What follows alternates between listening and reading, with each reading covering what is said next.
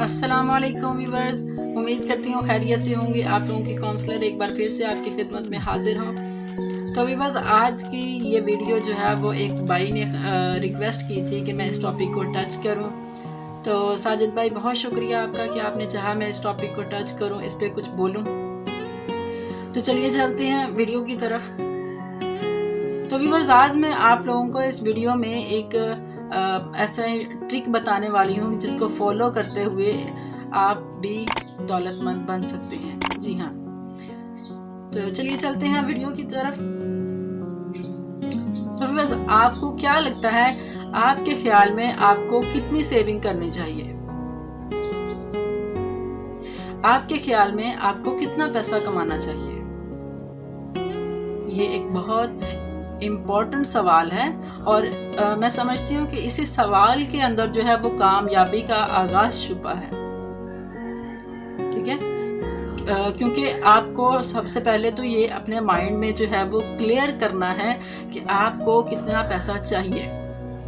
उसको पहले सोचना है, उसको फिक्स करना है कि भाई मुझे इतने लाख चाहिए, मुझे इतने करोड़ चाहिए।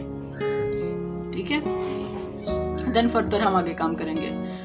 अच्छा, आप लोगों को याद है कि जब आप बचपन में थे तो आपको पॉकेट मनी दी जाती थी और एक माँ बाप जो है वो एक गल्ला भी दे दिया करते थे कि आप इसमें से अपने पैसे अपने जमा करने शुरू करें। तो मैं समझती हूँ कि आज भी हर माँ बाप को जो है वो ये आदत अपने बच्चों के अंदर बिल्ड करनी चाहिए और ये आदत मैं समझती हूँ कि हमें खुद भी अपने अंदर बिल्ड करनी चाहिए। क्या कि अगर आप अभी कोई भी काम कर रहे हैं, कोई चीज़ ले रहे हैं, तो आपने उसका जो है वो 40% आपने बचा लेना है, सेव कर लेना है। ठीक है, 40% सेव करना है। अगर आप रोज़ का जो है वो 100 रुपया कमा रहे हैं तो आपने रोज़ का 40 रुपया सेव कर लेना है। अगर आप रोज़ का 1000 रुपया कमा रहे हैं तो आपने रोज़ का 40 रुपया सेव करना है।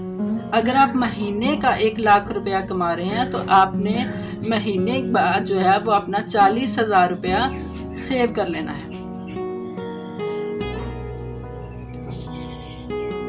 ठीक है, जब हमारा अभी मैं समझती हूँ कि जब अभी कैरियर का आगाज होता है ना, काम शुरू किया होता है कोई, तो मैं समझती हूँ कि वो बिल्कुल एक एग्जैक्ट सही वक्त होता है इस आदत को डेवलप करने का, क्योंकि उस वक्त अभी हम आप लोगों के इतने अखराजात भी बड़े नहीं होते और लोगों की आप लोगों से उस हिसाब से उम्मीदें भी ज़्यादा डेवलप नहीं हुई होती। तो वो बिल्कुल एक सही पीरियड होता है इस आदत को अपने अंदर बिल्ड करने का और इस पे अमल करने का।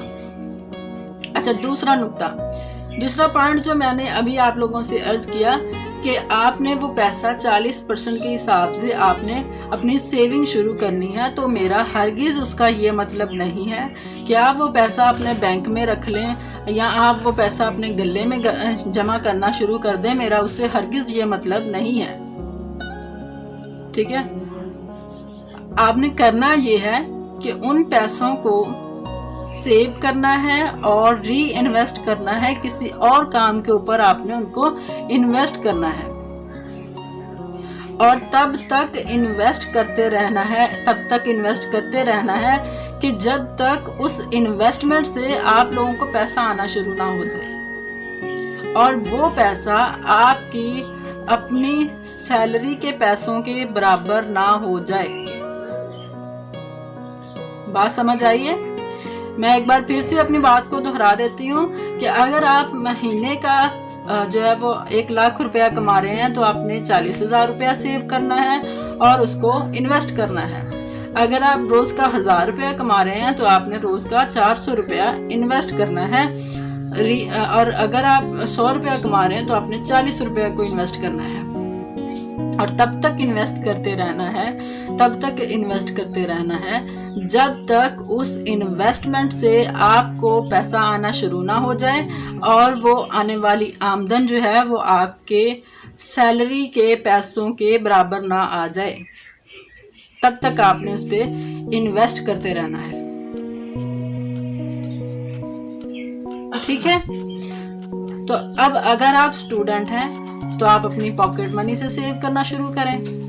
अगर आप जॉब कर रहे हैं तो आप, अगर आपकी पे जो है वो 20,000, 30,000, 40,000 है, तो आपने उसी हिसाब से अपना जो है वो 40% जो है वो सेव करना शुरू करें। सेव करना है और उसको री इन्वेस्ट करना है किसी और काम के ऊपर।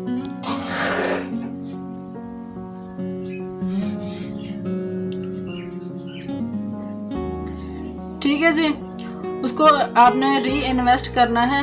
और री इन्वेस्ट करने में बहुत से लोगों के माइंड में ये सवाल आएगा कि इन्वेस्ट कहाँ पे करें।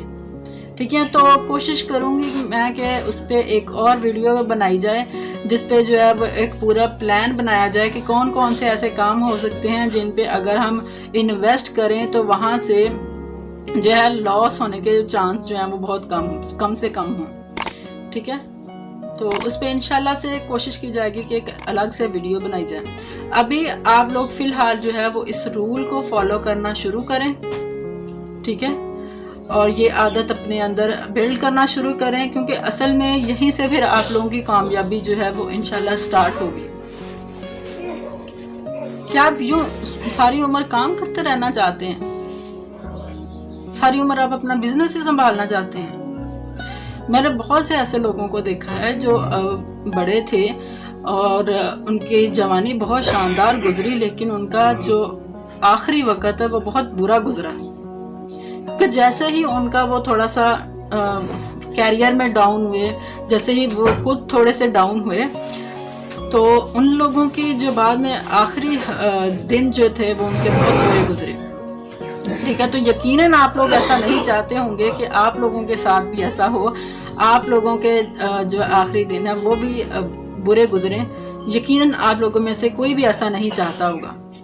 तो अगर आप ऐसा नहीं चाहते हैं तो आप इस रूल को अभी से फॉलो करना शुरू करें। ठीक है, ताकि ये आपके आने वाले दिनों में, आखिरी दिनों में आपका सहारा बनेंगे और आपके काम आएंगे।